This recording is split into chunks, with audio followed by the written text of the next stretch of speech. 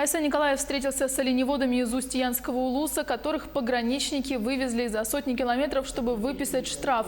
Напомню, пограничная служба ФСБ из-за того, что трое мужчин находились в пограничной зоне без паспортов, вертолетом вывезли в Тикси. Они во время задержания находились в 50 километрах от поселка Юкагир.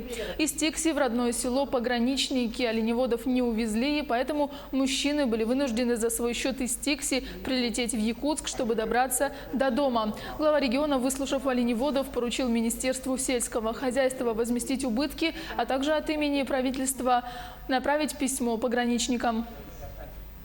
Я дал поручение уполномоченному по правам коренных малочисленных народов Севера, Министерству по делам Арктики, чтобы вопрос все-таки был отрегулирован и с пограничной службой, чтобы были направлены соответствующие запросы и в руководство этой структуры, для того, чтобы в последующем все-таки таких моментов у нас больше не возникало.